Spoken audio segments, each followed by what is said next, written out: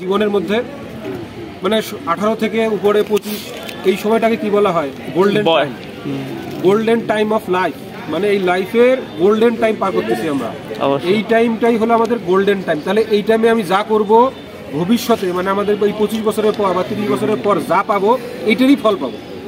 এইখানে যদি আমরা এরকম অবৈধ সম্পর্কে থাকি বা এই টাইমে যদি আমরা টাইম স্পেন্ড করি, এমনিতেই টাইম স্পেন্ড করি, কোনো কিছু না, অবসর টাইম স্পেন্ড করি, তাহলে কি করব? পরবর্তীতে গিয়ে আমরা এটার ফলাফল ভোগ করবো। অতএব এই গোল্ডেন টাইমটাকে আমাদের হেলায় খেলায় কাটাই দেওয়া যাবে না, কোনো মেয়ের পিছনে দেওয়া যাবে না। এই যে ভ্যালেন্টাইন্স ডে আছে, এই ভ্যালেন্টাইন্স ডে আপনি নাই, আমি নাই, কিন্তু আমার ছোট ভাইটা আছে, ছোট বোনটা আছে, বড় ভাই বড় বোনটা আছে। আপনি দেখেন, চোখ একটু খুলে দেখেন বা এই ক্যাম্পাসেই দেখেন কতজন রিলেশনে আছে।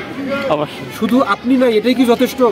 আপনি নাই এ কারণে এমন না যে সমাজ ভালো আছে, আপনি নাই অথচ ওদিকে সমাজ শেষ, সমাজে তাকানো যাচ্ছে না, পারিবারিক বন্ধনগুলো টিকতেছে না, পারিবারিক বন্ধনগুলো মানে এতটাই ঠুনকো হয়ে দাঁড়াইছে, ইটও তার থেকে শক্ত।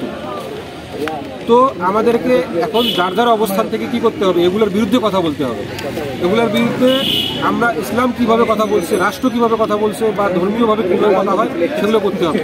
আর একটা বিষয় বলি যেটা আপনার থিঙ্কিং করেন না, সেটা হচ্ছে একটা ছেলে এবং একটা মেয়ে কখন পাশাপাশি বুঝতে পারবে, কখন কথা বলতে পারবে।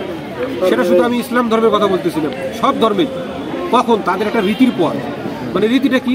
বিবাহ বলি আমরা, বিবাহ বলি, ওটা একটা হালাল পদ্ধতি। আমরা নিজেদেরকে সভ্য দাবি করি, কিন্তু আফ্রিকার যে জঙ্গল আছে সেখানেও কিছু জাতি বাস করে, তাদেরকে আমরা অসভ্য বলি। তাদের মধ্যেও বিবাহ বহির্ভূত কোনো সম্পর্ক থাকে না, তাদের মধ্যেও একটা বিবাহ হয়, একটা রীতি হয়, তারপরে একটা ছেলে একটা মেয়ের জন্য বৈধ। আমাদের মধ্যে কি ওইরকম রীতি আছে? রীতি তো নাই, এমনিতেই একটা ছেলেকে ভোগ করা যায়, একটা মেয়েকে ভোগ করা যায়। অতএব আমরা যদি নিজেদেরকে সভ্য দাবি করি তাহলে আমাদেরকে কি করতে হবে? এর বিরুদ্ধে অবস্থান নিতে হবে এবং এর বিরুদ্ধে কথা বলতে হবে। আমরা চুপ করে থাকি, আমি করি না মানে আর কেউ করে না, মানে দুনিয়ার আর কেউ করে না, এরকম কি? আমি চুপ করে আসি, অথচ দেখেন ওইদিকে 90% যুবক যুবতী শেষ। আমার মেয়েটা তাহলে কেন এরকম ভাবে আমার ছোট বোনটা গলায় দড়ি দেয়? এরকম ভাবে কেন আমার বড় ভাইটা গলায় দড়ি দেয়? কেন আমার বড় ভাইয়ের ক্যারিয়ারটা নষ্ট হয়ে যায় একটা মেয়ের কারণে? ভাই কথা একটু শুনি, কথাগুলো কি বিরক্ত লাগতেছে? না না না, এই কথাগুলো শুনবো এবং আমল করবো। এগুলো শুধু কথা বলার মধ্যেই কথা শেষ না। আপনাদের হয়তো বা ক্যাম্পাসে অনেক সংগঠন আসে, অনেকে কথা বলে চলে যায়, তাদের একটা দুনিয়াবী স্বার্থ আছে। আমরা কি দুনিয়াবী স্বার্থের জন্য আসছি ভাই? আমাদের স্বার্থ পরকালে কিছু পাইতে পারি, না পাইলে নাই। এই জন্য আপনাদের কাছে আসতে একটু মনোযোগ দিন। 1 মিনিট 2 মিনিটে কথা শেষ করে দিন। সেটা হচ্ছে এই যে বিবাহের রীতিটা আছে, এই রীতি ফলো করলে একটা ছেলে একটা মেয়ের জন্য হালাল হয়ে যায়। সেই সম্পর্ক আর কখনো ঠুনকো হয় না। চাইলেই আমি ছেড়ে দেবো। একটা ছেলে কি চাইলেই বিবাহ একটা মহিলাকে ছেড়ে দিতে চায়? যদি ছেড়ে দিতেও চায়, সমাজ তাকে পাকায় ধরে, ভালো করে চিন্তা কর, ইয়া করে দেখ, ছাড়লে কি ভালো হবে না খারাপ হবে, অনেক কিছু বলে। আর একটা মেয়ের কোনো অবৈধ সম্পর্ক থাকলে ও নিজেই জানে না যে কয়টা ছেলের সাথে সম্পর্ক করে এসছে, মানে ধরা ছাড়া এরকম একটা সম্পর্ক দাঁড়াইছে। আর এক্ষেত্রে আমাদের পরিবারগুলো শেষ, আমাদের ইসলাম শেষ। আর এই জিনিসটা আমাদের মাধ্যমে কে ঢুকাইছে?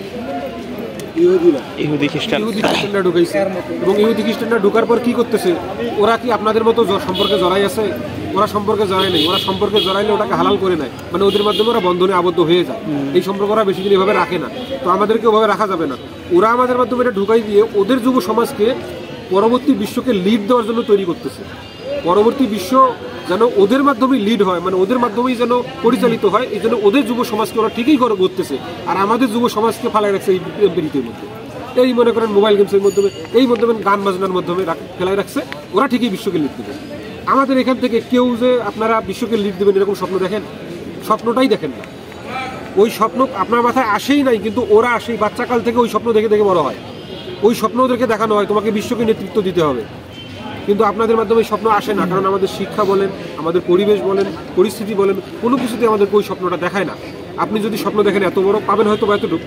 তো আপনি বিশ্বকে লিড দেওয়ার নেতৃত্ব দেখলে অন্তত পক্ষে বাংলাদেশকে তো নেতৃত্ব দিতে পারবেন, সঠিকভাবে পরিচালিত করতে পারবেন।